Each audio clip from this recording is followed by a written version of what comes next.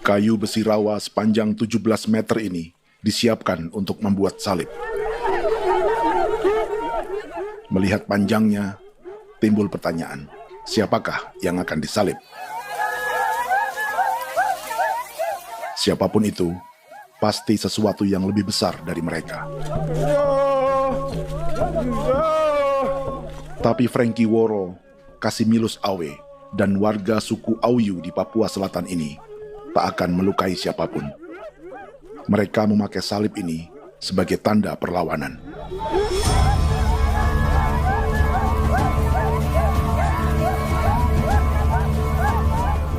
Yang mereka lawan memang lebih besar, yaitu pemerintah Republik Indonesia. Pemerintah sedang mengincar 2,5 juta hektar hutan orang Papua untuk proyek tanaman industri pangan dan energi.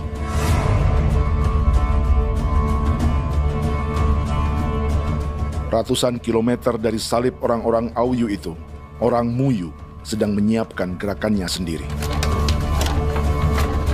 Tapi kali ini dalam bentuk sebuah pesta.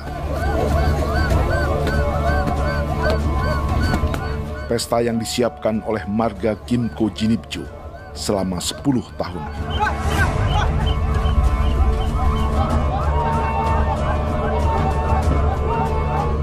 Sosok di marga ini adalah Willem Kimco, orang asli Papua yang tak punya kartu identitas kewarganegaraan manapun.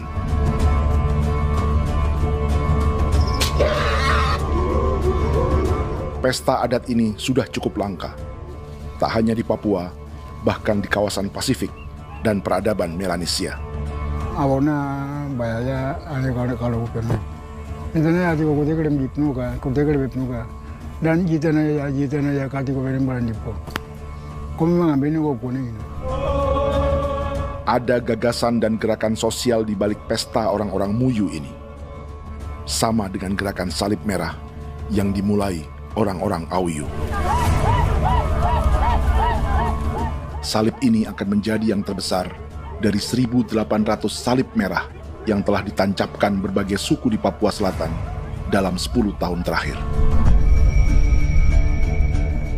Ribuan salib merah yang dipadukan dengan palang adat adalah tanda larangan yang menyatukan unsur-unsur adat dan agama.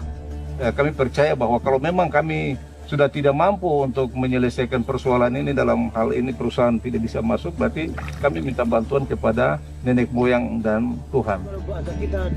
Atribut perang orang Auyu ini diukir atau dilukis, digambar di batang salib ini dengan tujuan bahwa kami larang dengan sangat keras. Jadi apabila siapapun, baik dari antara kita sendiri yang melanggar batas ataupun pihak lain yang mau mengganggu keselamatan hak tanah adat kami, maka kami siap untuk melakukan ancaman perang. Salib-salib ini tidak ditancapkan di halaman-halaman gereja, melainkan di tanah dan hutan adat, di dusun-dusun sagu, dan di tempat-tempat yang disakralkan. Sebab 1.800 palang adat dan salib ini memang bukan semata tentang agama, tapi untuk mencegah negara dan perusahaan memasuki tanah dan hutan adat mereka. Papua bukan tanah kosong.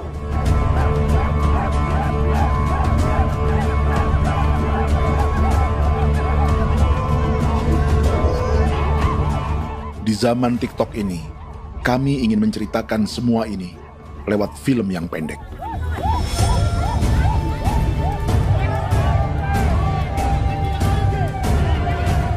Tapi kami jelas gagal.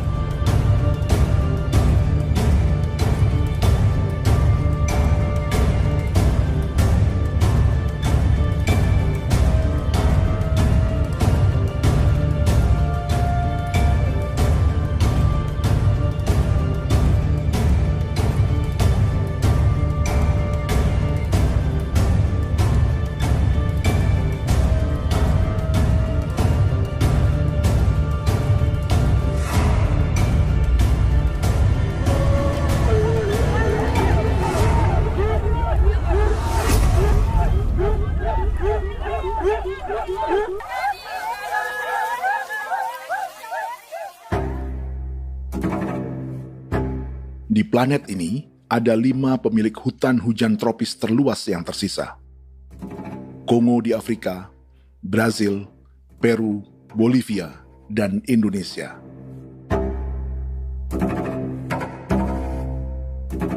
Di Indonesia, satu-satunya pulau yang hutannya masih terjaga adalah Papua, pulau terbesar kedua di dunia setelah Greenland. Lewat sejarah kolonialisme yang panjang, pulau ini kini dikuasai 2 negara. Bagian barat oleh Indonesia yang juga dikenal sebagai West Papua, dan bagian timur menjadi Papua Nugini. Dan tepat di perbatasan ini, di bagian Indonesia, sedang terjadi proyek pemusnahan hutan terbesar di dunia.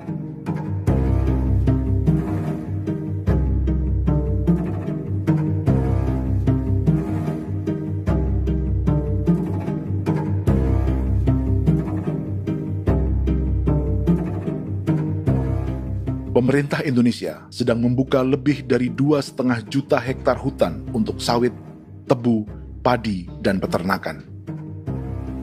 Ini disebut proyek strategis nasional untuk lumbung pangan dan energi yang jadi ambisi 3 presiden.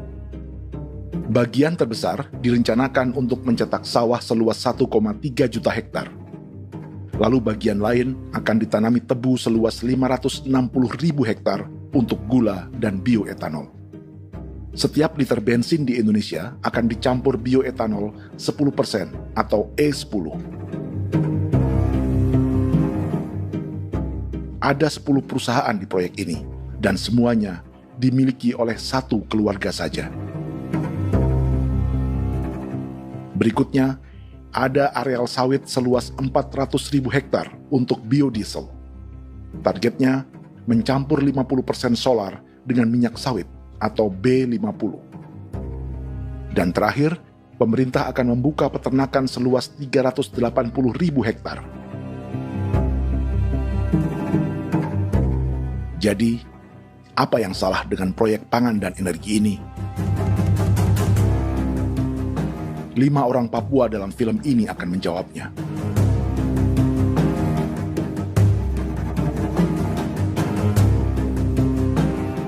Yang pertama adalah Yasinta Moiwen dari suku Marin.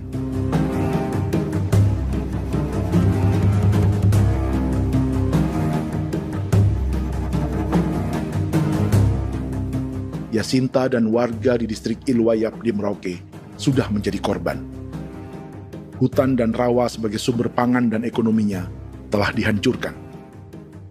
Jalan sepanjang 135 km sedang dibuat, dan di kiri kanannya akan dicetak 1 juta hektar sawah. Mereka sulit menolak atau melawan. Salib sudah digeser, masih datang lagi dengan senjata mereka nih. Karena proyek ini juga dijaga tentara. Macam-macam senjatanya.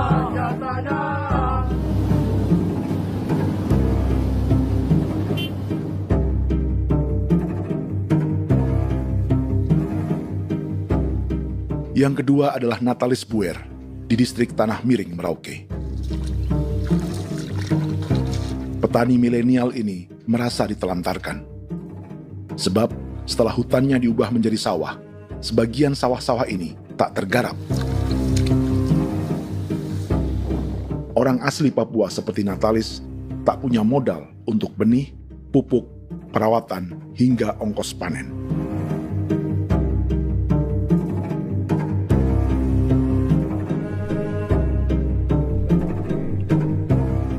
Orang ketiga adalah Vincent Kuipalo dari suku Yenan di distrik Jagebob, Merauke. Vincent dan suku Ye sedang menjadi korban.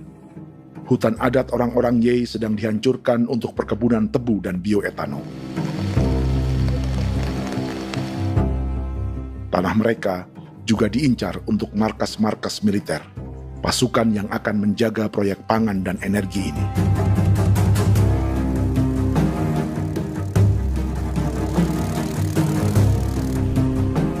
Yang keempat adalah Frankie Woro dari suku Auyu di distrik Fofi, Kabupaten Bovendigul. Hutan dan tanah mereka terancam perluasan perkebunan sawit untuk campuran biodiesel atau B50. Orang-orang dari suku Auyu ini adalah calon korban. Merekalah salah satu pelopor gerakan Palang Adat dan Salib Merah. Meski kadang berseberangan dengan gereja yang mereka anggap lebih mendukung pemerintah dan perusahaan. Mereka bahkan sedang merencanakan gerakan yang lebih besar, dengan salib yang lebih besar. Tanah milik Somu Sobisiba itu bahwa tanah ini diciptakan oleh Tuhan dan memberikan warisan kepada kami. Kami ini hanya hak jaga.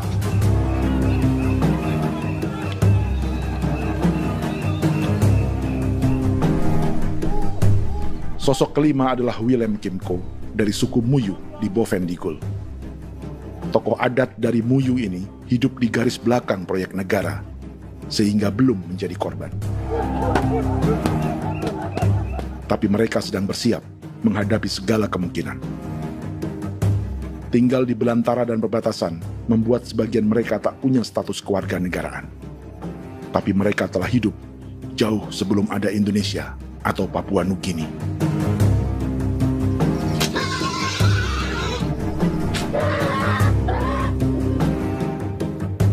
Kelimanya mewakili jutaan orang asli Papua yang sedang terancam eksistensinya. Jika kita merasa kepunahan peradaban Neanderthal di Eropa, Aztec dan Inca di Amerika, atau aborigin di Australia adalah sejarah masa lalu, film ini menceritakan bagaimana pemusnahan sebuah bangsa dan kepunahan sebuah peradaban sedang terjadi di masa hidup kita. Kepunahan bukan karena kerusakan lingkungan dan ruang hidup semata, juga karena dihantam 60 tahun operasi militer.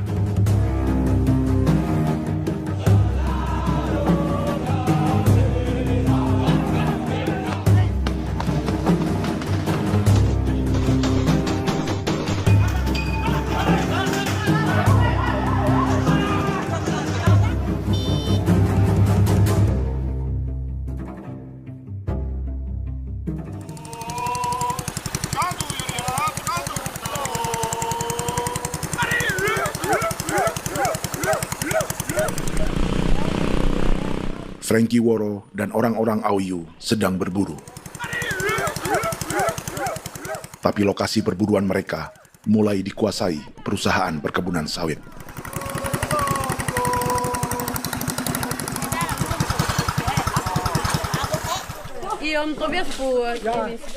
Kita akan menuju arah ke Inabusu. Di sana kami akan masuk di wilayah konsesi perusahaan PT Indo Asiana Lestari, dan di situ ya ada survei-survei mereka yang mereka pernah lakukan, tapi juga kami ada lakukan tanda-tanda saksi di sana.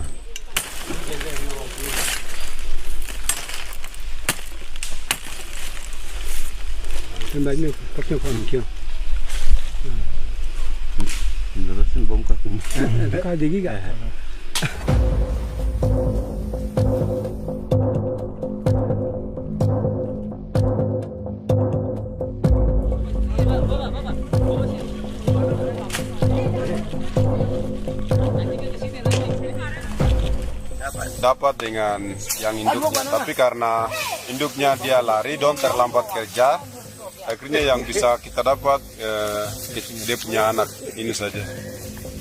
Ini kalau pakai bahan daya hasil.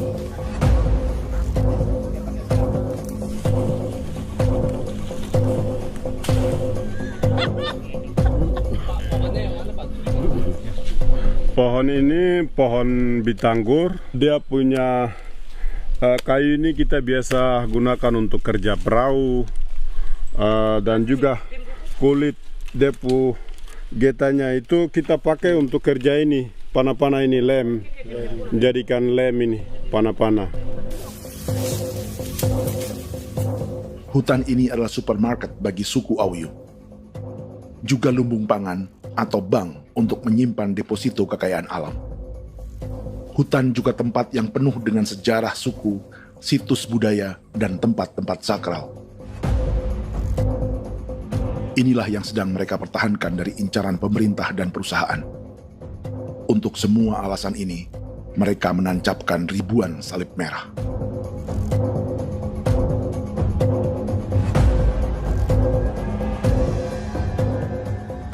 Tapi dari kampung, warga suku Auyu memberi kabar pada Frankie tentang intimidasi oleh aparat negara agar mereka melepas tanah ke perusahaan sawit dan berhenti memasang palang adat dan salib merah. Ada beberapa titik yang saya sudah siap, tetapi di sini emergensi dari saya, terutama di Kampung Sokangon, PT Damai Timber. Dia mengganggu saya dengan menggunakan kekerasan maupun pihak hukum. Dan kemarin saya ada pernyataan penolakan secara resmi, tapi masih tetap dengan menggunakan pihak hukum untuk masuk, untuk harus dituntut saya untuk harus diterima perusahaan itu. Kita di situ ada 15 marga, tetapi 15 marga juga tidak setuju. Marga-marga siapa yang terima dan marga-marga mana saja yang menolak. Nanti kita lihat dari pertimbangan itu, dan di situ dan kita undang mereka untuk bicara dengan kami. Sebagai sosok yang aktif dalam gerakan, warga Auyu terus memberi informasi lapangan kepada Frankie yang tak selalu berada di kampungnya.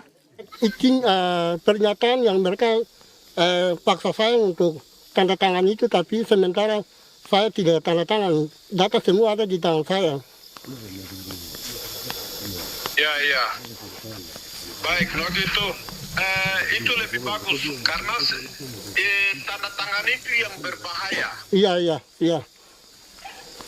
Tanda tangan itu yang lebih berbahaya karena sekarang ini modern dan canggih, dan itu yang mereka biasa pakai untuk tipu muslihat. Mereka biasa pakai itu di tanda tangan itu. Betul. Dari Bambisa juga di Sofia dia masuk untuk memaksakan kami marga untuk harus menerima perusahaan itu. Tapi kemarin kami sudah menolak. Babinsa di sini nama bosku. Itu yang sekarang strategi militer yang sekarang mereka pakai. Jadi yang penting masyarakat itu yang benar-benar mau menolak siap dukung ketua marga siapa yang nanti tampil. Ini adalah peta konsesi sawit untuk biodiesel dalam proyek strategis nasional. Dan di distrik Fofi inilah, orang-orang Auyu hidup dari sungai dan hutan. Tapi Frankie di Bovendigul masih lebih beruntung. Setidaknya dibandingkan Yasinta Moyen di Merauke yang sudah kehilangan hutan dan rawanya.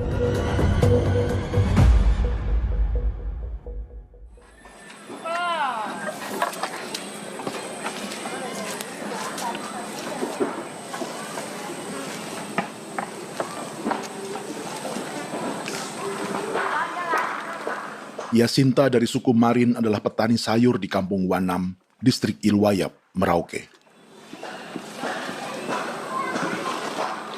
Memanfaatkan lahan yang ada, ia berkebun dan menjual hasilnya ke pasar kampung. Ini ekonomi warga di Wanam untuk menghasilkan uang, lalu memberi barang kebutuhan yang tak bisa mereka produksi sendiri. Tapi kehidupan sebenarnya ditopang oleh ekosistem hutan dan rawa. Inilah sumber pangan utama dan peradaban mereka.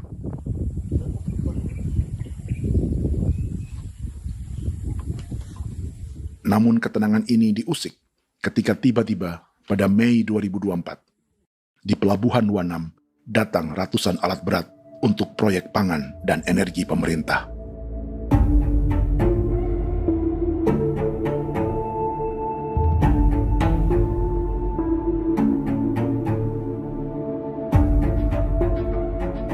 Kami masyarakat setempat kami tidak tahu. Kami kaget pagi-pagi kapal sudah ada di pelabuhan kami.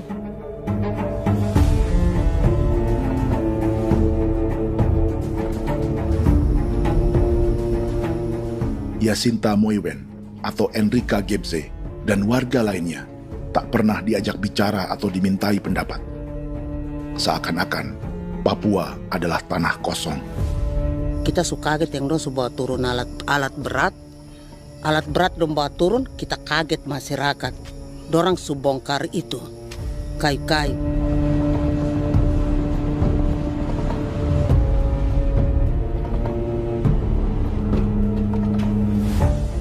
Bersamaan dengan alat-alat berat itu, juga berdatangan tentara Indonesia untuk mengawal proyek pembukaan hutan milik Jacinta.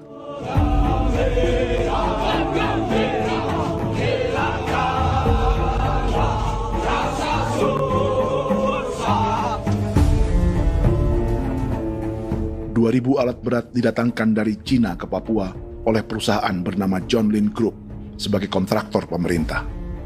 Ini disebut sebagai pesanan eskavator terbesar di dunia dengan nilai 4 triliun rupiah. Misinya membuka hutan dan rawa milik orang Marin, salah satunya untuk membangun jalan sepanjang 135 km. Sementara di kiri kanannya akan dicetak sawah yang ditargetkan seluas 1,3 juta hektar. Jalan berupa garis lurus ini bukan rute tradisional ekonomi masyarakat. Jalan ini akan menghubungkan kawasan perkebunan sawit dan tebu di sebelah timur, juga untuk mobilisasi pasukan militer. John Lin Group adalah perusahaan yang dimiliki Andi Samsudin Arsyad atau yang dikenal dengan Haji Isam. Sebagian orang mengenalnya sebagai pengusaha yang hobi balapan mobil.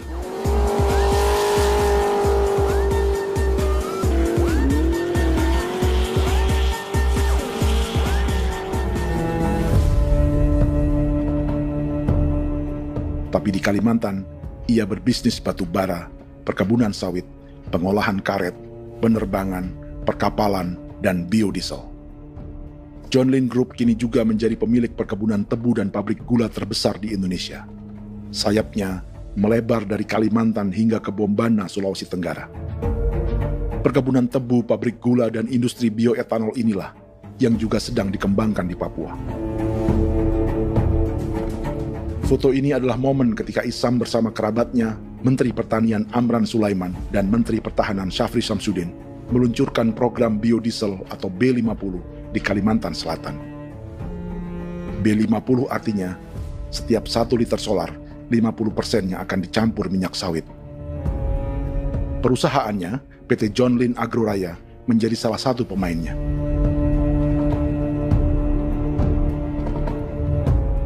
Sepanjang tahun 2025, saham PT John Lin Agroraya pernah naik hingga 700%.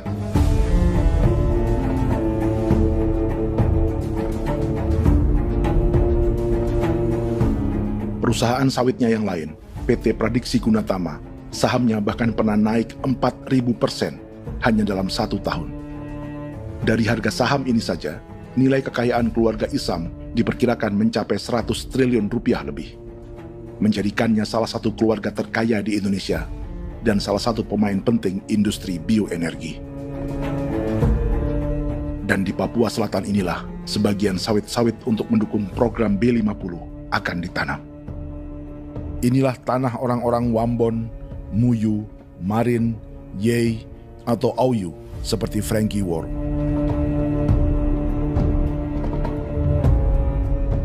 Haji Isam pernah menjadi tim kampanye nasional Presiden Joko Widodo dalam pemilu 2019 saat melawan Prabowo. Bintang Mahaputra Utama diberikan kepada Saudara Andi Syamsuddin Arsyad. Beliau berjasa luar biasa dalam mendorong pertumbuhan ekonomi daerah maupun nasional. Setelah menjadi presiden, Prabowo memberi gelar kehormatan Bintang Mahaputra Utama pada Isam.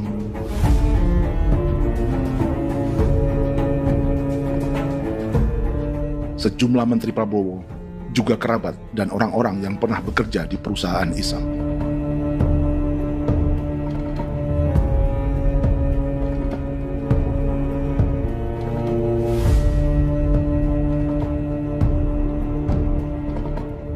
Lawan sebesar inilah yang sedang dihadapi Jacinta di kampung Wanam, Merauke. Atau petani perempuan lain seperti Enrika Gebze. Jadi alam kita ini sudah rusak. Jadi kita itu biasa jalan dari sini tuh harus pasang jerat di situ, harus cari makan di situ lagi.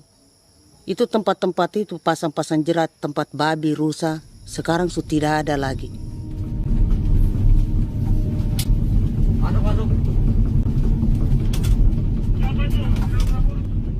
Rekaman ini memberi gambaran bagaimana Kasuari kehilangan rumah di bekas hutan dan rawa.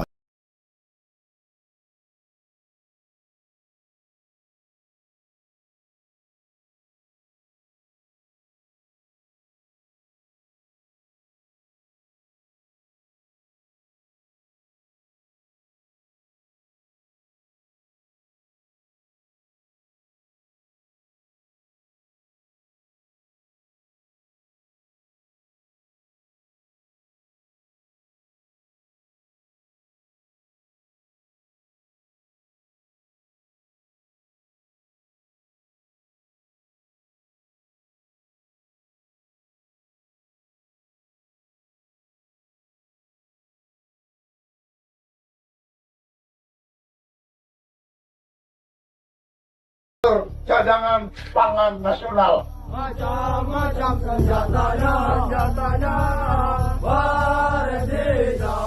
Proyek ini menambah panjang alasan mempertahankan kehadiran tentara di Papua dalam 60 tahun terakhir. Saat ini, jumlah tentara Indonesia di Papua mencapai 56.000 personel. Atau ada 1 tentara untuk setiap 100 orang Papua. Bandingkan dengan rata-rata nasional, di mana hanya ada 1 tentara untuk 696 penduduk Indonesia.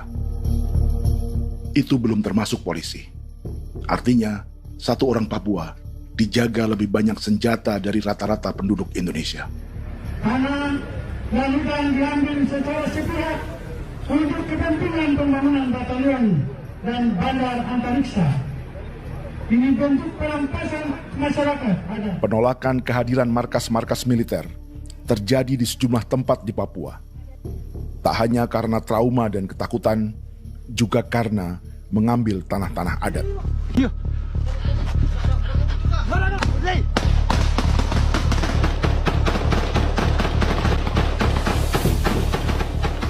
Salah satu alasan mengapa militer terus ditambah di Papua, karena masih ada perlawanan dari Organisasi Papua Merdeka atau OPM selama 50 tahun terakhir. Ayo. Tapi kekuatan militer OPM diperkirakan hanya 1.430 personel dan 360 pucuk senjata. Selebihnya, mereka menggunakan senjata tradisional.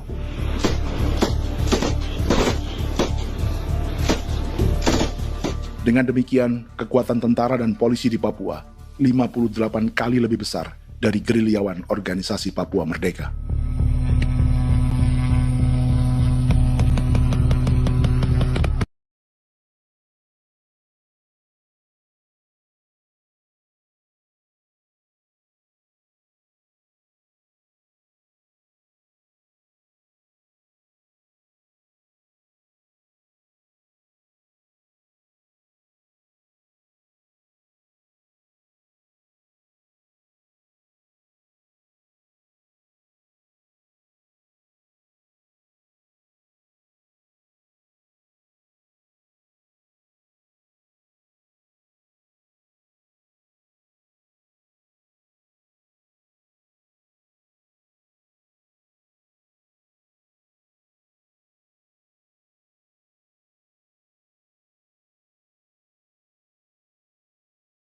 Mengambil hutan milik suku Ye dari marga Kuipalo. Tapi dorong datang tanam ini saja di sini, tanam papan nama ini. Victor Kuipalo menunjukkan apa yang terjadi. Jadi kita juga kaget ini. Nah, kalau ini papan nama ini memang ini papan nama ditanam tapi bukan haknya mereka yang ini. Ini hak kami di sini, hak dusun kami, marga Kuipalo yang punya hak dusun ini. Setelah memasang patok, alat berat mulai bekerja untuk membangun markas militer di tanah orang Ye.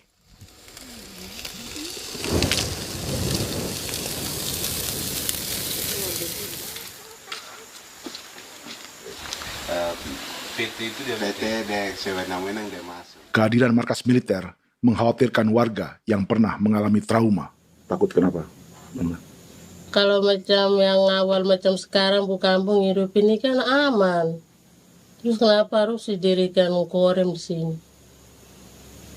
Bukankah dengan adanya Korem semakin aman ada tentara di sini? Kalau untuk kampung kayaknya tidak bisa aman kalau ada tentara, paling masyarakat dipukul itu ini. Kalau kampung hidup begini malah saya sejahtera dan saya punya masyarakat. Apa pernah ada pengalaman buruk sebelumnya dengan tentara di daerah sini? Ada yang cerita waktu pos-pos di sini tuh di 13, 12 itu zaman katanya Patimura. Memang kasihan. Malah kita punya orang ini yang dianiaya betul, dipukul. Disuruh kerja bakti tidak mau atau lama mencari, namanya kita pangkur sagu itu butuh waktu 1 minggu. Kalau lama begitu ya paling diseret dapat pukul itu. Operasi militer Indonesia di Papua dimulai tahun 1962 lewat Operasi Trikora. Tapi perlawanan bersenjata pertama di Papua baru dilakukan tahun 1965 di Manokwari. Nanti tanggal 1 Mei jam 12.30 pemerintahan di Irian Barat mutlak akan jatuh di tangan.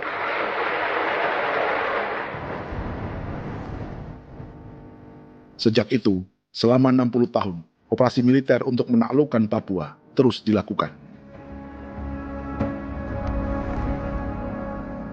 Salah satu operasi militer paling berdarah adalah Operasi Wibawa untuk memenangkan Indonesia dalam jajak pendapat tahun 1969. 643 orang tewas di Paniai. Lalu disusul 4.146 korban tewas antara tahun 1977 hingga 1978.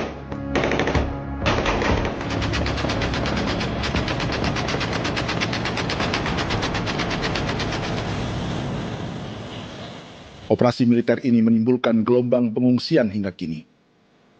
Dewan Gereja Papua mencatat 103.000 orang menjadi pengungsi pada tahun 2025 dan nyaris tak diberitakan media-media Jakarta.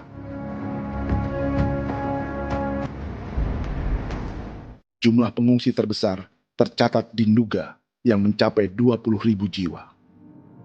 Banyak di antaranya yang sedang hamil, seperti Jubiana, salah satu pengungsi Nduga. Jadi ini tagarik musik kaki be muguruk berselari di namen wani gosem bigari me tegirik munene an nimbo misle bok selar nene wam dak yak lek prak de oi kore bangal no so ndak lo yo nandam yanet ndang no yat de nanen di ko nerwa membri wal marwa tegirik munene wa tri ngel no semana ngal siya kaya berkumpit nyak masalah orena me wako suluk rina men wani ko semane kuman nak wani ndemo ko ndak misalnya men bre ko ko nak no semane ne be minit waru da kana bi ni dige war de mino pragit de laina bulan Maret April yana mana kantan barang na lire na bam ne Jubiana lalu menamai anaknya pengungsi Kogoya. Selain Jubiana, juga ada Emma dari Maibrat yang melahirkan di hutan. Sampai di kampung gini, katanya bilang ada tentara yang bangun jembatan. Dan capek itu juga pun masih tahan. Kembali lagi ke hutan lagi. Itu sampai sejatuh di tengah jalan. Orang sampai terbanting di kayu semuanya. Berasa sakit begitu. Melengkapnya tuh Domika Serli, pengungsi Wako. Masyarakat sipil dari Kampung Aitrem sementara mengungsi karena kampungnya sementara dikuasai oleh TNI Polri. Seratusan ribu pengungsi di Papua saat ini jauh melampaui jumlah yang mengungsi ke Papua Nugini tahun 1984, yaitu 10.000 orang karena menghindari operasi militer.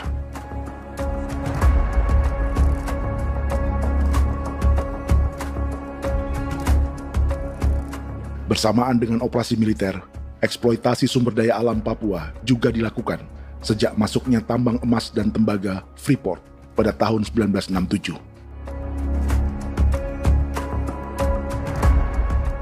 Disusul perkebunan sawit awal tahun 1980-an. Lalu ada perburuan buaya untuk diambil kulitnya. Sebelumnya, ada eksploitasi gas alam di Teluk Bintuni, pencarian besar-besaran kayu gaharu, atau pembukaan hutan tanaman industri. Ini belum termasuk perburuan dan perdagangan ikan arwana di selatan Papua, penebangan kayu merbau dari hutan-hutan Jayapura, emas di Blok Wabu Intan Jaya, bahkan nikel di pulau-pulau kecil Raja Ampat. Dan kini, dalam skala yang belum pernah terjadi dalam sejarah, Papua dipaksa mencetak sawah, tebu untuk bioetanol, dan sawit untuk biodiesel.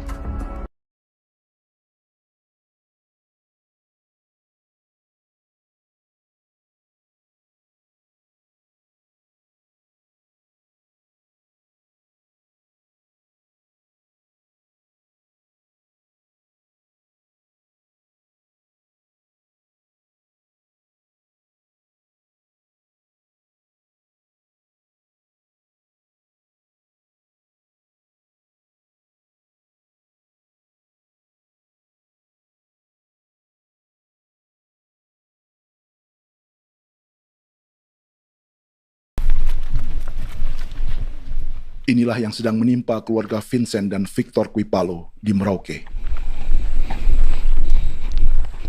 Hutan mereka diambil untuk markas militer dan industri perkebunan, PT Murni Nusantara Mandiri. 1 dari 10 perusahaan yang diberi konsesi untuk menanam tebu dan memproduksi gula serta bioetanol seluas 52.000 hektar.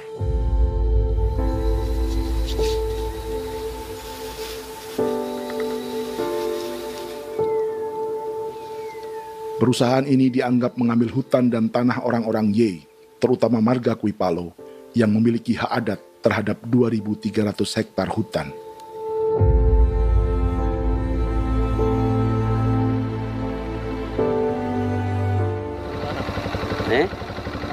Tentara? Tentara. Oh iya, tentara.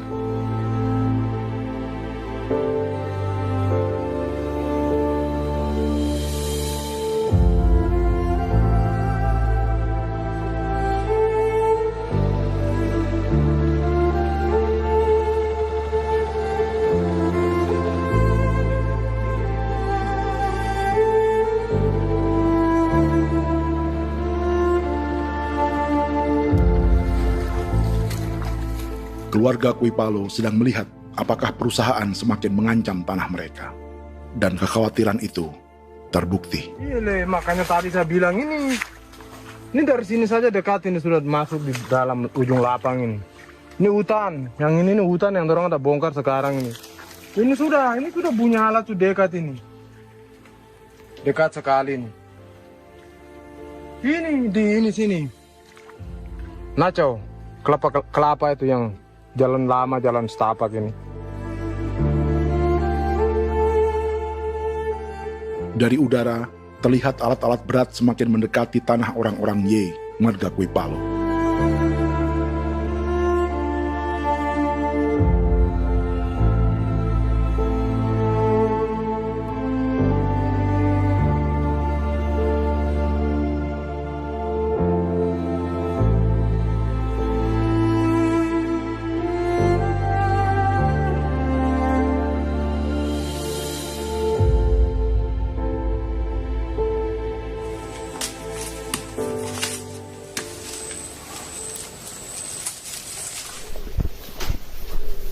Keesokan harinya, Victor dan kerabatnya memberi tanda cat merah di pohon-pohon yang berada di batas tanah mereka.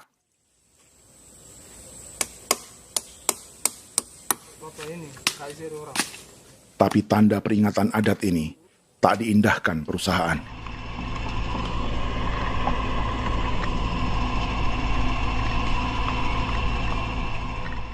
Dua bulan kemudian, perusahaan tetap memasuki tanah marga Kuipalo.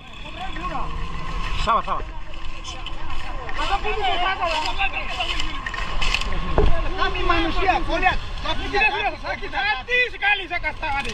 Ini sama baik ini kalau tinggal berubah lagi. Kami juga punya tangan, hanya beda rambut. Mister itu juga. Wah, buka. Tidak.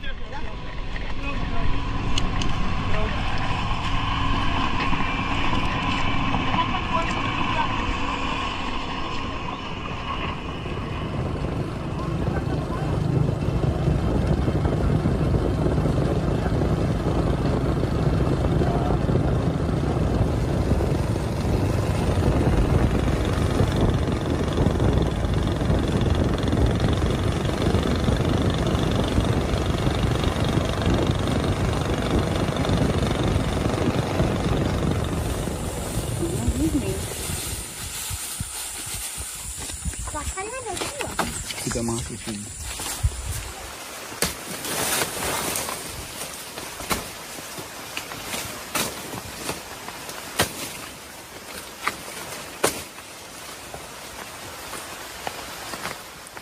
Jadi ya untuk itu seperti saya katakan tadi, apakah lebih baik kita tidak usah ada kan atau bagaimana, kita pisahkan, pisahkan dari negara ini kan, jangankan tuh. Saya kemarin bicara sama Daniel, datang sama saya dengan persoalan Kodam ini. Saya bilang Pak Daniel, kalau lebih baik saya ngungsi ke Papua Nugini. Dia bilang, aduh Bapak jangan begitu. Ya memang kalau tidak bisa menghargai kami, lebih baik pilihan yang itu yang saya memilih. Lebih baik saya pindah dari sini. Saya mengungsi ke Papua Nugini, di negara tetangga. Masih di laut. Apa? Oh, ini. Karena saya bilang sama Kapolsek, Pak, Agustus ini, 17 Agustus saya tidak kasih naik bendera merah putih. Saya bendera ada, nanti saya taruh di meja. Bendera saya ada. Karena saya punya pikiran percuma kita ini merasa bahwa kita hidup di bawah naungan merah putih. Ternyata merah putih tidak lindungi kami. Tidak anggap kami sebagai kami rakyatnya. Dia lambang negara. Dan kami menghargai lambang negara itu. Ternyata lambang negara ini, kita bernaung di bawah lambang negara ini, kita tidak dilindungi. Hak kita tidak dihargai.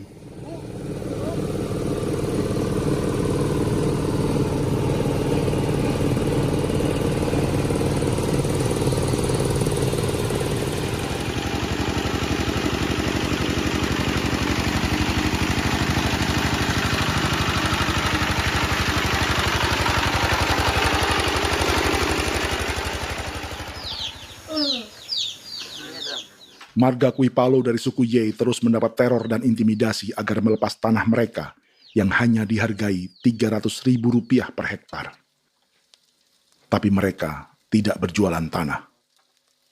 Makanya mama itu tidak suka untuk lepas tanah. Untuk apa? Baru di dalam hutan itu ada obat-obat tradisi. Itu sudah Kalau macam ada sayur juga, kita ambil sayur yang dia tumbuh sendiri. Jadi kita ini mau kemana, kalau itu sudah digusur, ya habis. Kita ini jadi penonton. Jangan sampai kita ini duduk minta di jalan.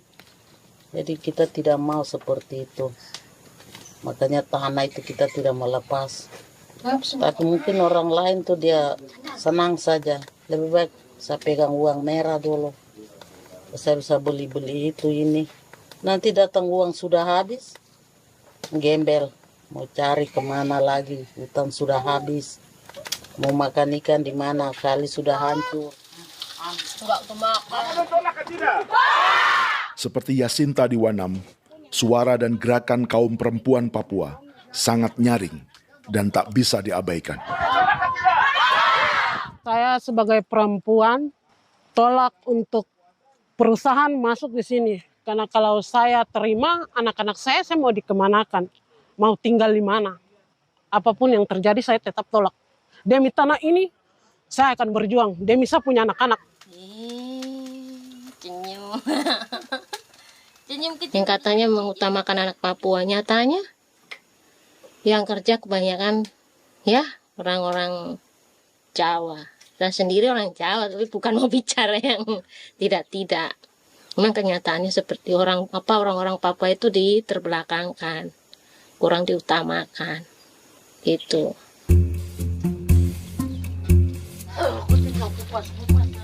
Proyek food estate seperti mencetak sawah, bukannya tak diikuti warga Papua.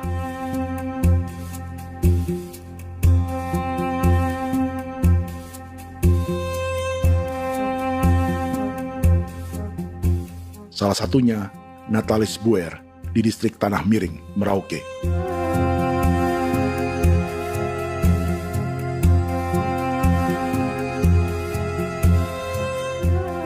Setelah menghabisi hutan, pemerintah Indonesia mencetak sawah untuk tanaman padi karena beras mulai menjadi makanan pokok menggantikan sagu.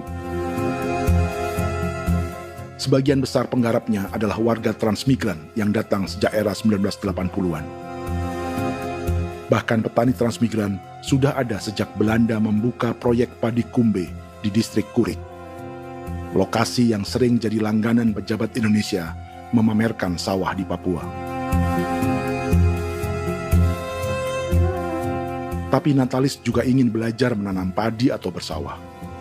Namun ia kesulitan karena dibutuhkan modal untuk benih, pupuk, hingga pemeliharaan dan panen. Lalu sawah-sawah ini pun mulai dikuasai pendatang.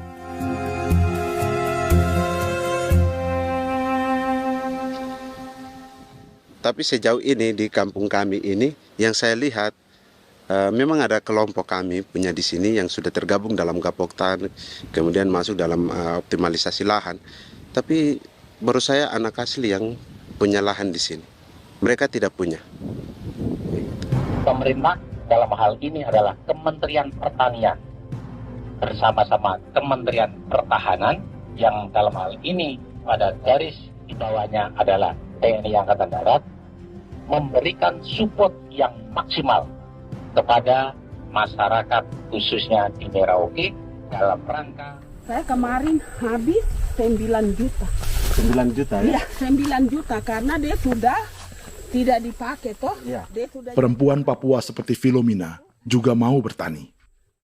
Pemerintah memberi bantuan Rp900.000 per hektar lewat program optimalisasi lahan atau OPLAH. Tapi dibanding biaya produksi dan harga jual gabah, Filomina mengaku berkali-kali rugi dan kini memutuskan tak lagi menggarap sawahnya. Terus kita harus cari uang untuk kombek. Betul. Karung kita beli. Karung beri sendiri lagi. Tenda kita beli. Ini dari yang offline ini don tidak siapkan. Tidak ada. Tidak ada ya, jadi mama don sendiri. Itu yang saya udah bilang, 900.000. Itu modal untuk? Oh, untuk kerja sawah ini. Mulai dari kerja sampai nanti panen. Panen. Wih, ngeri sekali. Iya, lucu toh? Tidak dapat itu. Betul, Mam. Maksud begini. Kalau disuruh tanam ubi berhektar-hektar, mari datang. Kita tahu cara rawatnya bagaimana, iya. Tanamnya bagaimana, tanam model bagaimana supaya hasilnya model begitu. Kita tahu. Kalau yang ini kan kita baru belajar. Sebagian hutan milik warga Senayu di Merauke sudah dibuka untuk sawah dan kebun tebu oleh PT Global Papua Abadi. Proyek pertanian ini dikerjakan oleh Kodim Merauke. Mereka melepas sebagian tanah karena ingin belajar bertani. Saya punya nenek moyang tidak ajar saya tanam padi. Tapi saya mau berubah. Generasi saya yang berikut ini besok lusa terus tidak bisa makan pisang, sagu. Ada apa? Namun program optimalisasi lahan yang dijanjikan dengan berbagai bantuan tak dirasakan Filomina. Obat rumput beli, obat padi beli, jonder kita bayar, bahkan bibit masih kurang, cari bibit lagi beli. Jadi saya memang kalau program pemerintah saya sama sekali saya tidak suka, baku tipu saya.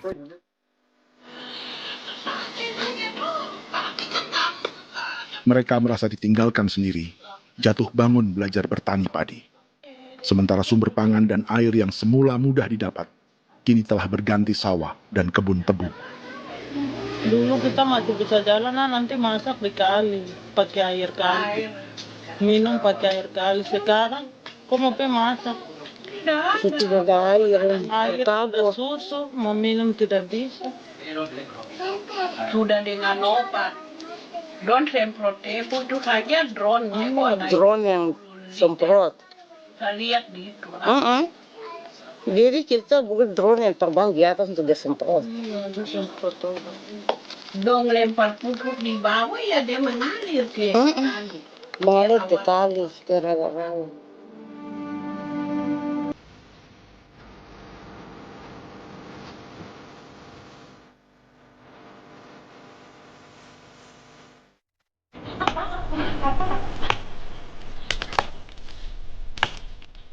Seperti pertanian sawah bagi orang Bali atau Toraja, Bagi orang Auyu dan suku-suku lainnya di Papua Selatan, sagu juga bukan semata tentang pangan.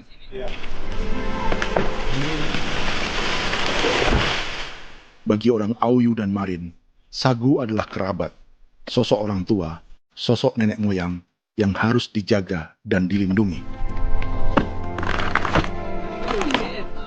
Lagi bikin apa mama ini mama? Pakai toko itu sagu.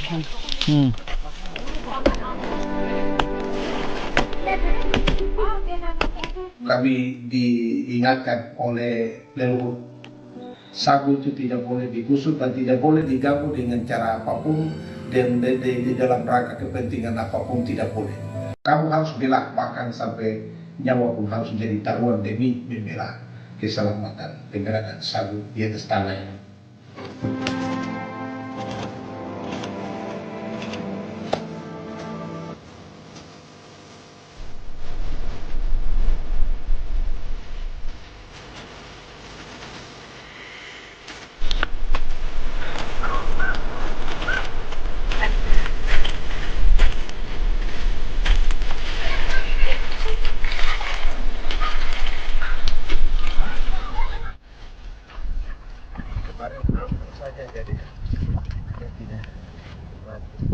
Menurut Natalis, pemerintah di Jakarta mendefinisikan lumbung pangan semata urusan beras dan mencetak sawah. Sebenarnya orang Papua itu bukan tidak bisa bertani. Kami tanam ubi itu bagian dari pertanian. Nah, pertanian yang dimaksud oleh pemerintah itu harusnya selalu itu kalau bisa pemerintah harus spesifikkan pertanian apa yang dimaksud, pertanian tanam padi atau pertanian tanam ubi, petasan dan lain-lain. Ini yang harus dispesifikkan dulu. Begitu, sehingga tidak menjustifikasi kami orang asli Marin bahwa kami tidak bisa bertani. Bukan. Kami buka kebun besar-besar di sana, bahkan bermeter-meter, ratus-ratus meter pakai sekop, bukan pakai ekskavator, tapi ini pakai skop. Itu pertanian, begitu. Bagi Natalis, alih-alih memaksimalkan sawah-sawah yang sudah ada untuk petani Papua, pemerintah selalu membuka hutan baru, seperti dikerjakan perusahaan John Lynn Group dan melibatkan tentara. Padahal, sejarah keterlibatan militer dalam proyek food estate atau cetak sawah adalah sejarah kegagalan yang bertubi-tubi 4 presiden selama 30 tahun terakhir.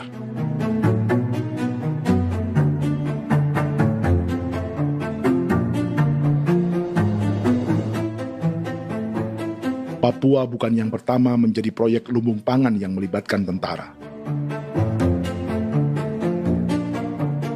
Kalimantan telah menjadi korban 30 tahun sebelumnya.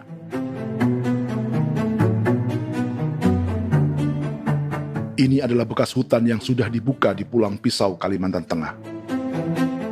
Tahun 1996, di era Presiden Jenderal Soeharto, ia menghabisi 1 juta hutan di lahan gambut untuk mencetak sawah demi memenuhi ambisi swasembada beras, bukan swasembada pangan. Hutan tropis Kalimantan dihabisi dalam skala yang belum pernah terjadi dalam sejarah. Di bawah rezim militeristik, tak ada yang berani melawan keinginan Soeharto, termasuk orang Dayak seperti Kuneng. Nggak bisa dihalangi itu. Nggak boleh dihalangi. Ya kalau ada kata-kata aja menghalangi, sudah kita diseret ke kepolisian dulu. Atau bisa langsung di PKI-kan? Iya, di PKI-kan gitulah. Jadi kita tuh nggak berani apa-apa dulu tuh. Ya. Apa maunya aja. Misal bilangnya A. Setahun setelah pengundulan hutan skala besar itu, tahun 1997, untuk pertama kalinya Kalimantan mengalami kebakaran lahan dan kabut asap terbesar dalam sejarah.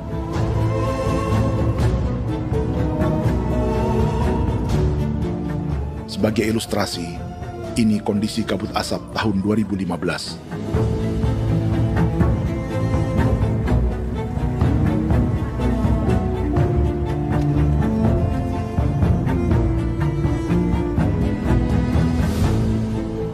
Proyek 1 juta hektar sawah Jenderal Soeharto itu gagal. Bendungan dan saluran irigasi mangkrak hingga kini. Mei 1998, rezim Soeharto tumbang.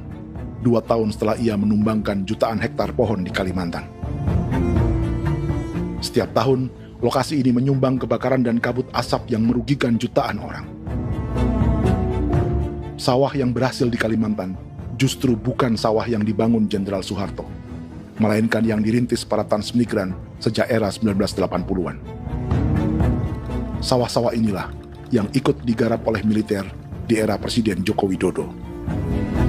Dan hasil dari proyek food estate Presiden Jokowi itu sama sekali jong nih, nggak ada harapan lagi sudah seperti ini. Tapi Jokowi terus memperluas area food estate hingga 16.000 hektar. Presiden Jokowi juga menyerahkan urusan lumbung pangan ini kepada Prabowo yang saat itu menjadi Menteri Pertahanan. Salah satunya di Kabupaten Gunung Mas, Kalimantan Tengah, untuk membuka perkebunan singkong seluas 31.000 hektar. Food Estate Singkong Jenderal Prabowo ini dimulai dengan membuka 600 hektar hutan di Tawai Baru. Proyek singkong untuk bioetanol ini pun dijaga tentara. Dan seperti Jenderal Soeharto, proyek Jenderal Prabowo ini pun gagal.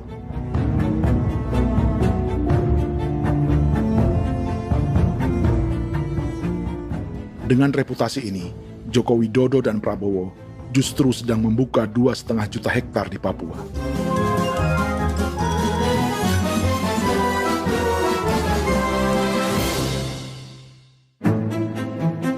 Setelah Jenderal Soeharto, Presiden Jenderal Susilo Bambang Yudhoyono juga mencoba membuka food estate di Papua sejak tahun 2010. Namanya Merauke Integrated Food and Energy Estate atau MIFE. Proyek ini juga gagal. Lalu di lokasi yang sama, Jokowi berusaha meneruskan dengan proyek mencetak sawah 1,2 juta hektar yang juga gagal. Sekarang yang paling siap adalah 1,2 hektar. Yang 1,2 juta hektar.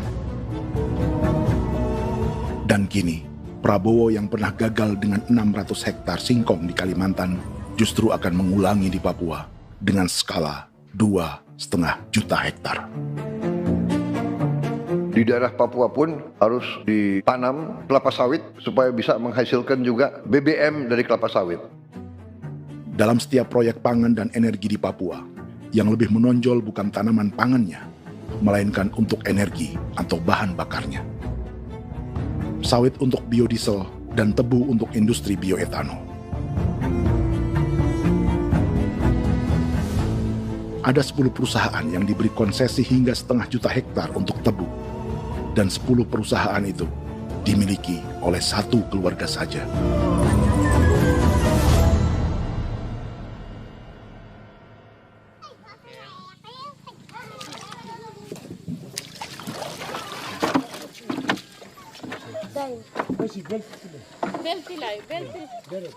Para perempuan Auyu di Bovendigul akan berangkat memancing. Priska Beni membantu menyiapkan perahu.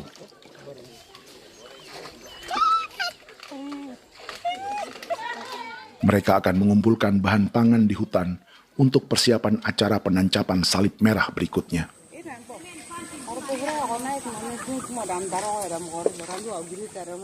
Priska sudah mengambil posisi memancing.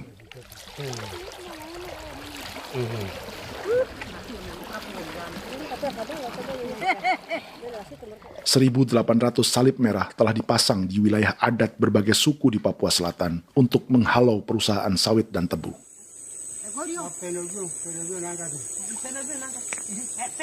Maria Tebung yang paling muda datang membawa hasil. 2 ekor ikan gastor alias gabus toraja. Sebagai generasi Z, pendidikannya sampai sekolah dasar. Di perusahaan perkebunan seperti sawit atau tebu, ijazah SD hanya bisa menjadi buruh kasar. Tapi ia tak tertarik.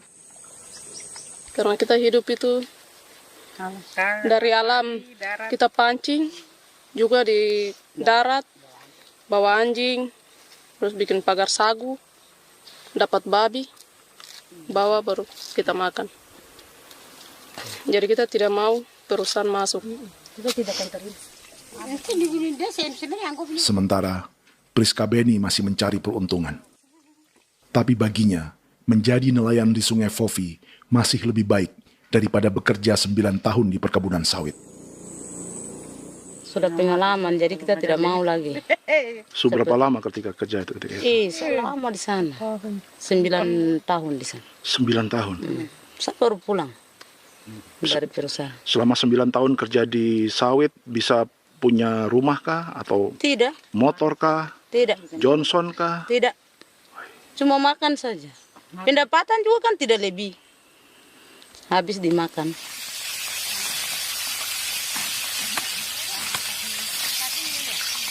Satu minggu libur berapa hari? Tidak libur. Minggu tetap kerja? Tetap kerja. Tidak bisa ke gereja? Hari Minggu kerja. Hari Minggu juga kerja. Dia tidak mengenal agama perusahaan itu. Di grup perusahaan sawit Korindo, Priska digaji 2 juta rupiah per bulan dan tinggal di mes karyawan. Tapi gaji itu dipotong bahan makanan atau BAMA rata-rata 1 juta rupiah setiap bulan. Korindo adalah grup perusahaan yang salah satu usahanya adalah hutan tanaman industri dan sawit di Bovendigul dan Merauke. Di Papua, mereka memakai bendera PT Tunas Sarwa Ema. Perusahaan ini pernah memberi bantuan pada Keuskupan Agung Merauke. Keuskupan Merauke belakangan mengeluarkan pernyataan mendukung proyek strategis nasional di Papua. Umat Katolik yang memprotes sikap gereja tersebut ditangkap polisi. Jadi selama 9 tahun tidak bisa nabung? Tidak. Makan saja. Makan saja. Makan saja. Menabung bagaimana? Keperluan banyak. Tidak sampai. Habis di anak-anak uang sekolah. Uang 1 juta itu mana sampai. Menabung juga tidak cukup. Sudah pengalaman, jadi kalau di sini perusahaan mau masuk tidak. Tidak.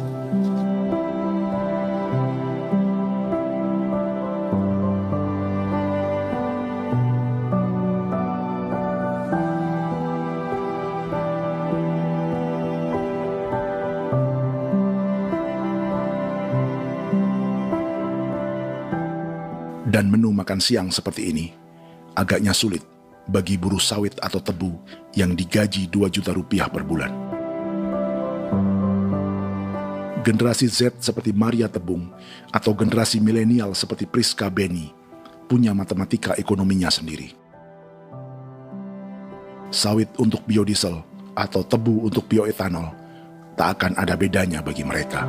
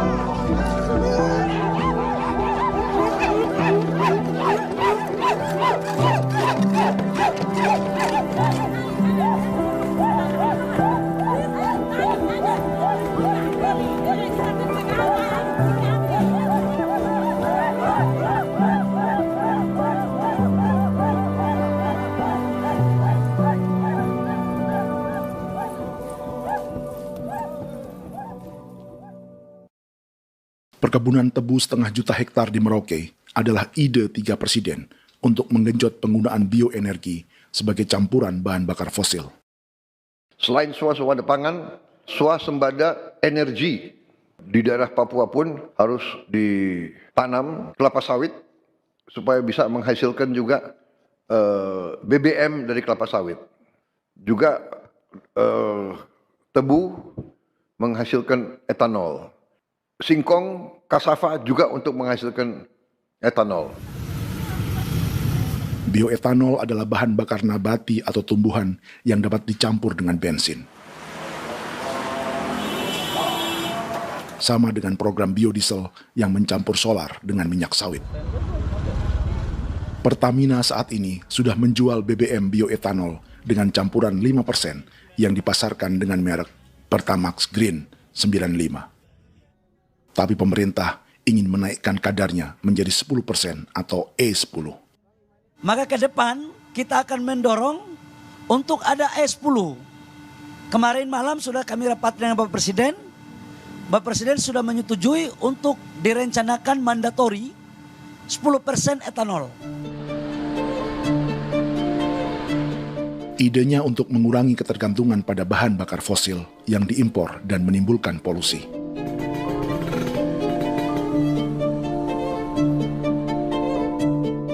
Tapi bioetanol bukannya tak mengorbankan lingkungan, hutan, rawa, dan manusia. Karena program E10 membutuhkan 7,3 miliar liter bioetanol, maka lahan yang dibuka untuk menanam tebu bisa mencapai 1,3 juta hektar. Sementara saat ini, luas perkebunan tebu di Indonesia hanya 500 sampai 600 ribu hektar. Artinya, butuh lahan baru hingga 800 ribu hektar untuk menanam tebu. Dan 500 ribu hektar diantaranya sedang dibuka di Papua. Hutan yang tadinya untuk menumbuhkan pangan berubah jadi tanaman untuk bahan bakar di jalanan. Kecepatan pulihnya hutan beradu dengan jumlah dan kecepatan kendaraan di jalanan.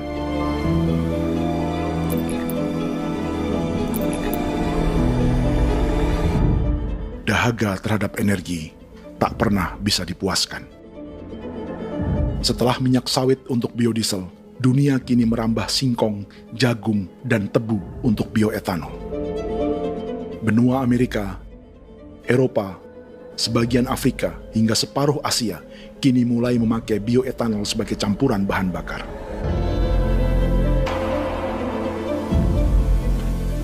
Selain perebutan lahan, masa depan dunia juga dibayangi semakin mahalnya harga pangan karena persaingan antara perut manusia dengan tangki kendaraan. Ini adalah lokasi perkebunan tebu dan bioetanol PT Murni Nusantara Mandiri yang mengancam tanah Vincent Quipalo dan orang-orang Ye di Merauke. Beberapa kilometer di selatan adalah PT Global Papua Abadi yang mengancam tanah orang-orang Muyu dan Marin. Dua perusahaan ini adalah bagian dari 10 perusahaan yang mendapat konsesi lahan untuk tebu dan bioetanol di Merauke. Batas konsesi mereka bahkan sama dengan batas negara Indonesia dengan Papua Nugini. Salah satu ciri bahwa peta konsesi ini dibuat di Jakarta dari atas meja. Sama seperti kolonial Inggris dan Belanda ketika mereka membagi Pulau Papua dengan garis lurus pada abad 19. Seakan Papua adalah tanah kosong. Bedanya, meski peta konsesi ini mengatur batas 10 perusahaan, tapi perusahaan-perusahaan ini sebenarnya dimiliki oleh satu keluarga saja. Ini nama 9 dari 10 perusahaan tebu dan bioetanol di Merauke, Papua. 99% saham mereka dimiliki sebuah perusahaan bernama PT Merauke Nusantara Manis. Sementara 1% sisanya dimiliki PT Merauke Gula Mandiri. Tapi saham kedua perusahaan ini dimiliki PT Merauke Sugar Group. Dan perusahaan ini 90% sahamnya dimiliki pengusaha bernama Angelia Bonaventure Sudirman serta perusahaan bernama Zico Trust dan Resource Harvest. Lalu 10% lainnya dikuasai PT Papua Energi Abadi yang pemiliknya adalah Dudi Christian dan Angel Madeline. Sekarang, mari kita lihat siapa mereka. Angelia Sudirman adalah keponakan dari salah satu konglomerat sawit Indonesia, Martias Fangiono.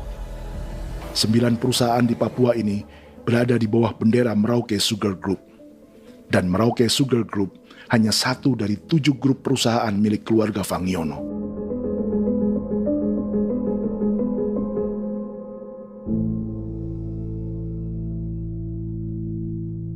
Ini Martias Fangiono. Seperti Haji Isam, Martias selama ini dikenal sebagai pengusaha sawit yang kini merambah bisnis tebu dan bioetanol. Ini momen saat penanaman perdana tebu di Merauke bersama Presiden Joko Widodo Juli 2024. Di sini juga ada anak Martias Fangiono, yaitu Wirastuti Fangiono. Wirastuti adalah salah satu yang menonjol dari keluarga Fangiono. Tahun 2025, Forbes mencatatnya sebagai konglomerat termuda dengan kekayaan 23 triliun rupiah yang mengendalikan 2 grup usaha, FAP Agri dan Surya Dumai Industri. Keduanya adalah perusahaan sawit dan biodiesel. Anak dan bapak ini adalah investor utama bagi Jokowi dan Prabowo untuk proyek tebu dan bioetanol di Papua. Sementara yang ini adalah Martua Sitorus, pemilik raksasa agribisnis dunia, Wilmar International, yang juga memegang konsesi sawit di Papua lewat berbagai perusahaan. Tapi Martua kini memakai bendera baru, yaitu KPN Corporation atau Karunia Prima Nastari.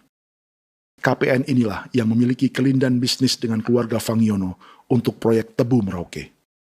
Apalagi grup Wilmar yang didirikannya juga pemain gula utama di Australia. Tahun 2010, Wilmar membeli 100% saham perusahaan gula terbesar Australia, Sucrogin.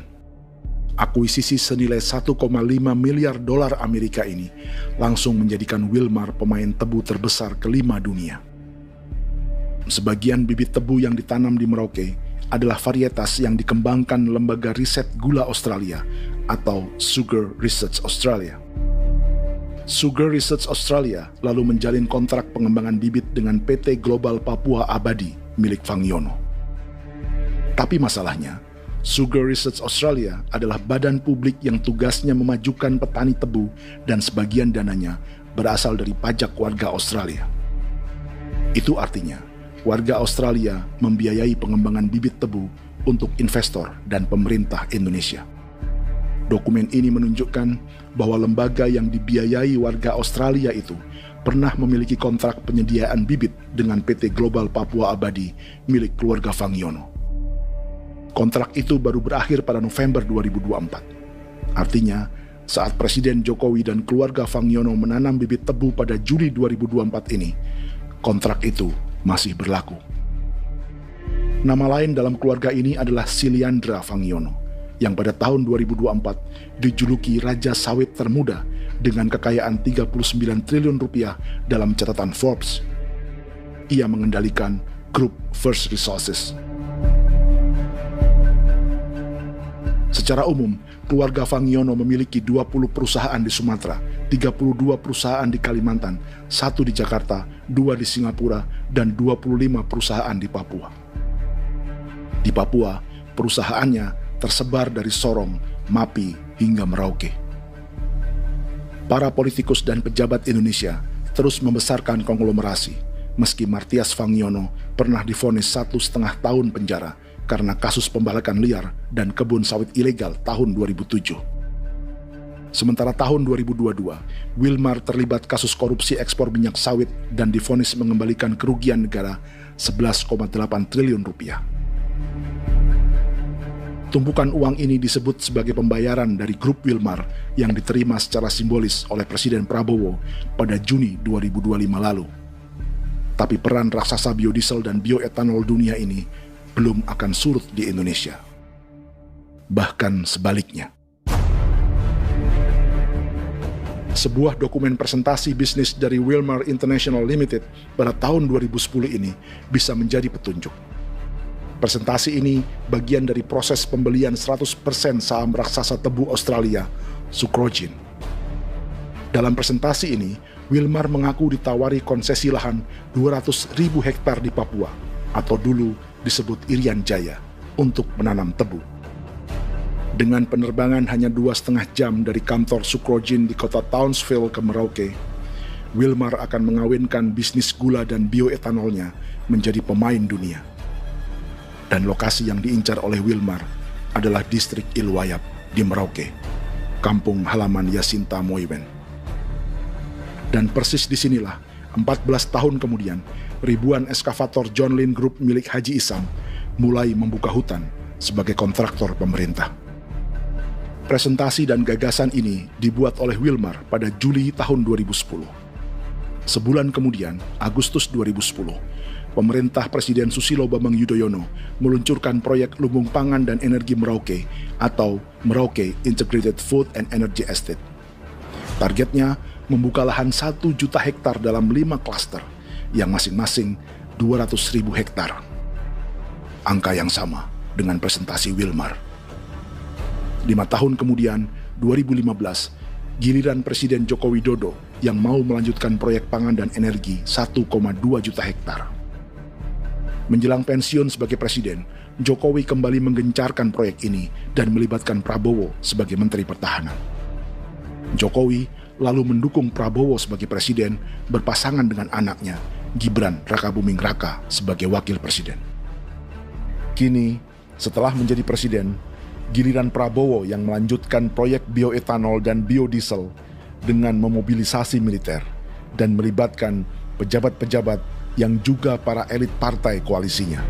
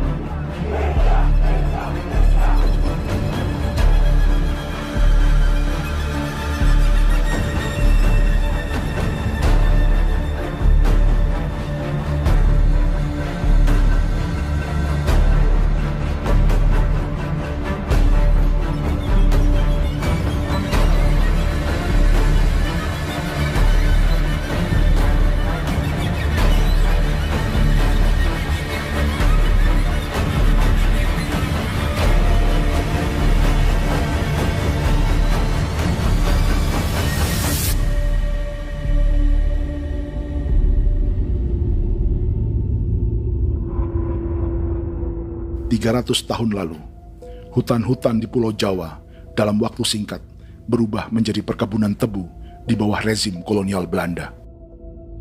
Orang Jawa menjadi buruh dan petaninya dipaksa menanam tebu. Dari kolonialisme dan politik tanam paksa itu, Belanda memperkaya negara dan para investornya.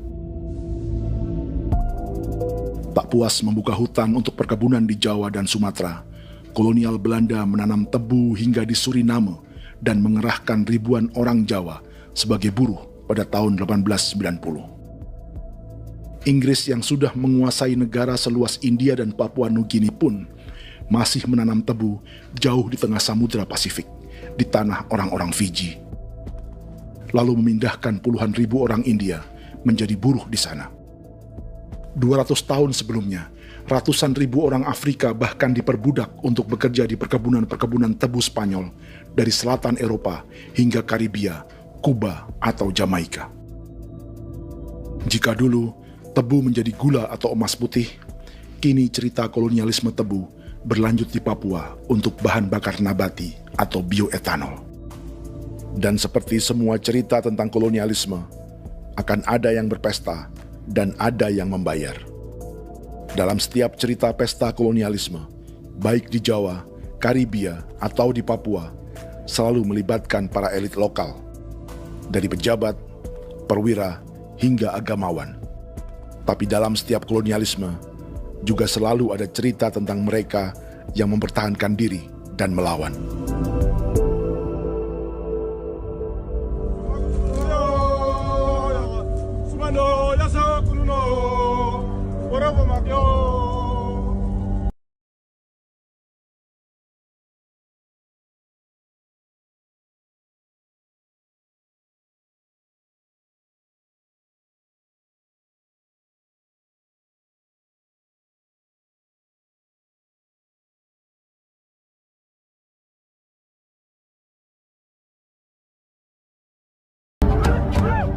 Dalam sejarah Gereja Katolik banyak pemimpin-pemimpin yang adalah, tanda petik itu adalah Judas-Judas juga.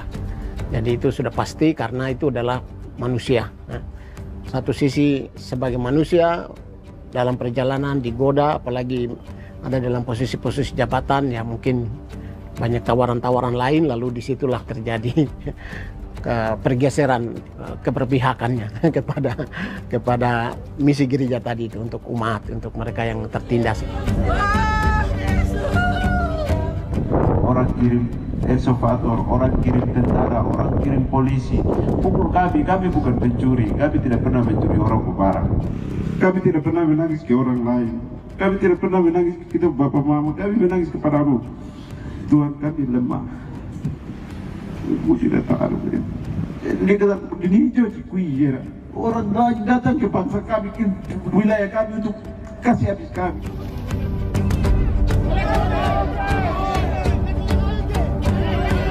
Ya Hakimam Dehi, Ya Hakimam Dehi, Bono Ya Hadikul Dehi, Bono Ya Hadikul Dehi. Kita buat sasi seperti begini untuk menolak perusahaan apapun yang masuk di tanah kami. Kalau kita kasih, kita bikin rusak sekarang, kita punya generasi berikutnya mau dapat kemana? Jadi kita nyatakan sikap di sore hari ini, kami tolak. Apa yang dilakukan pemerintah untuk PSN adalah kejahatan. Pemerintah bagian dari kejahatan, aktor perusak dan pembunuh terhadap negara, terhadap alam, hutan, terhadap manusia. Jadi negara jadi aktor pembunuh. Jadi Pilatusnya siapa? Negara, pemerintah Jakarta ini. Tanah Wiu bukan kosong. Masyarakat tanah kami masyarakat. Perusahaan tolak. Lihat asal.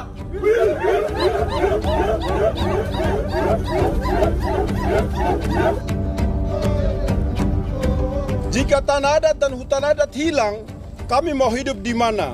Maka di sini saya mau bilang, negara jangan tipu-tipu kami lagi.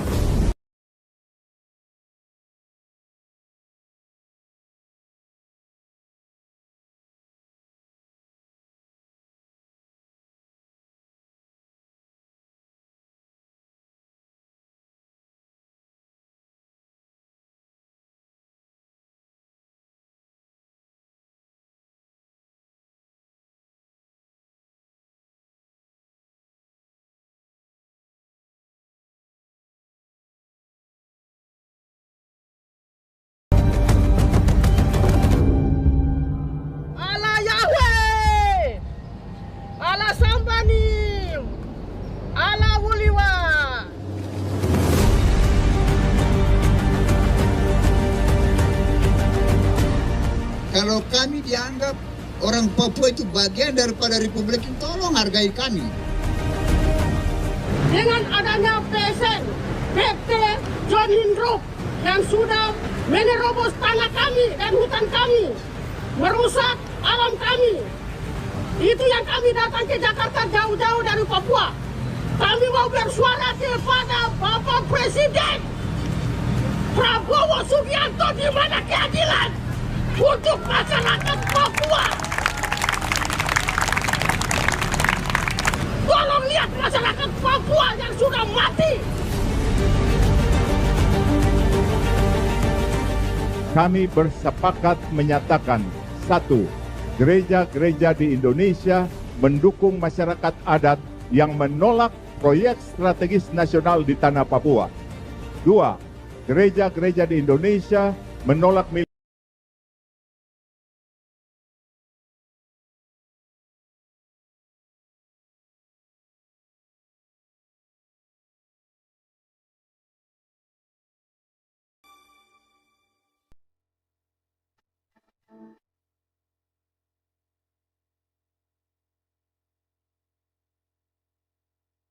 Kita sering merasa banyak hal buruk sudah jadi cerita sejarah. Dan kita sekarang hidup lebih baik, lebih beradab, atau mustahil melakukan kejahatan seperti di masa lalu. Kita tidak lagi menghukum mati orang dengan memenggal kepalanya. Kita menembaknya atau menyuntik racun agar tertidur dan mati. Tapi ada hal-hal yang tak berubah. Salah satu pembantaian yang kuat di ingatan kita adalah kejahatan Nazi atau genosida di Rwanda. Padahal pembantaian juga sedang terjadi di masa kita, seperti di Gaza, Palestina. Penghancuran sebuah peradaban seperti Indian di Amerika atau aborigin di Australia juga kita anggap masa lalu. Sekarang kita merasa lebih baik dan lebih toleran. Padahal proses penghancuran bahkan pemusnahan yang sama sedang terjadi terhadap bangsa Melanesia di Papua. Begitu juga dengan praktik kolonialisme. Kita merasa penjajahan seperti dilakukan Portugis, Inggris, atau Belanda sudah menjadi sejarah. Dan Indonesia tidak mungkin menjajah. Padahal itulah yang sedang terjadi dan dirasakan di Papua.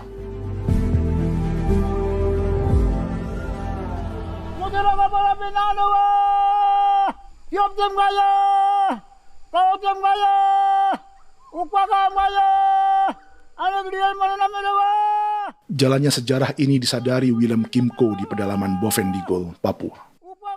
Hidup terpencil dan tak tersentuh urusan negara bukan berarti selalu aman.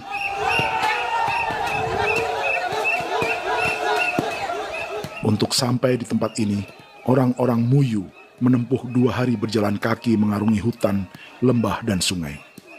Termasuk mereka yang datang dari perbatasan Papua Nugini. Mereka berkumpul untuk memenuhi undangan pesta adat yang disebut Awon Atat Bon atau Pesta Babi. Yang mengundang adalah marga Kimco Jinipjo. Yang dituakan di marga ini adalah Willem Kimco. Ia tak punya kartu tanda penduduk dan kewarganegaraan manapun, baik Indonesia atau Papua Nugini. Tahun 1984, 10.000 orang Papua, terutama suku Muyu, mengungsi ke Papua Nugini untuk menghindari operasi militer Indonesia, termasuk Willem Kimco.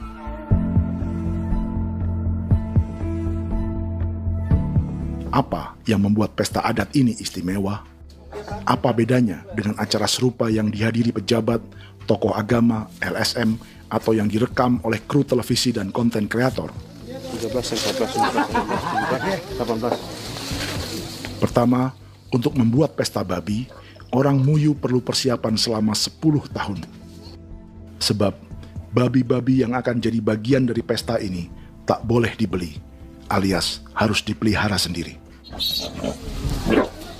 Babi-babi ini bukan bantuan pejabat pemerintah, gereja, atau LSM.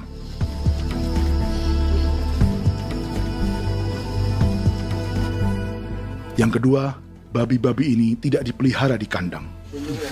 Jadi punya nama babi ini kah? Harimau. Harimau? Harimau. Dia kulit dengan ini bulu di harimau, macam harimau begitu dia kasih nama harimau. Setelah diberi nama, mereka dilepas liarkan di hutan sejak kecil. 10 tahun kemudian, jika tiba saatnya pesta, para pemburu akan mencari mereka di dalam 479 hektar hutan milik marga Kimco. Suku atau marga lain tak akan mencurinya di hutan, karena mereka sudah punya babi dan wilayah masing-masing. Itu artinya, mereka harus tetap menjaga dan mempertahankan hutannya agar babi-babi bisa hidup. Demikian juga dengan lahan pangan mereka, yang menumbuhkan sagu, keladi, atau aneka sayuran.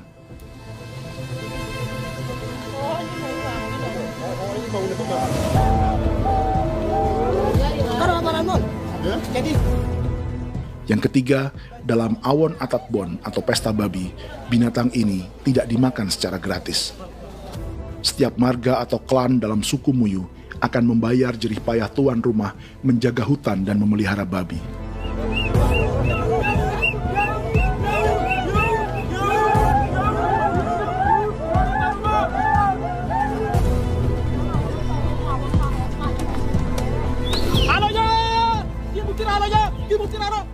Ini seperti arisan untuk menjaga budaya dan lingkungan.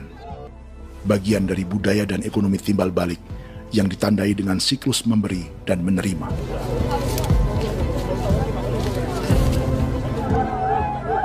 Ini juga cara orang Muyu membangun dan memperluas aliansi. Awon bet begul bet, ulan yau kando bet, azat bet anani, azat bet jene liga anani, o ando amten anani, menini tene jage, kepo kemo ko di mana, kepo kemo mayat nih, kep tetek mo yang kep kanin bet bene ke iftore ben, ne ben ne tene ya kadek me, oke, kepo nanti ku tok kemo, kepo kep pasak itu orang nih. Kene man gini wane manjo. Koko kati bolon ja bengo. Koko kuning bolon ja. Jika Willem Kimco dan marganya bisa menjaga hutan dan wilayahnya, marga lain ikut diuntungkan sebagai sebuah ekosistem. Demikian juga sebaliknya.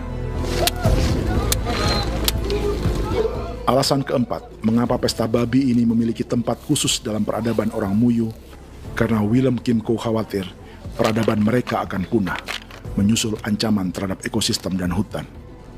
Setiap marga atau klan harus mengkonsolidasi diri dan membangun aliansi.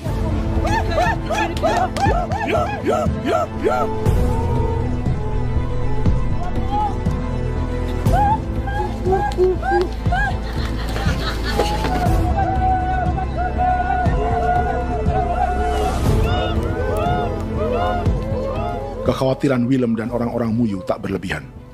Ruang hidup mereka bersinggungan dengan proyek bioetanol dan biodiesel pemerintah Indonesia. Mereka juga tahu apa yang telah dan sedang menimpa suku lain seperti Auyu di Bovendigul atau Yainan dan Marin Anim di Merauke.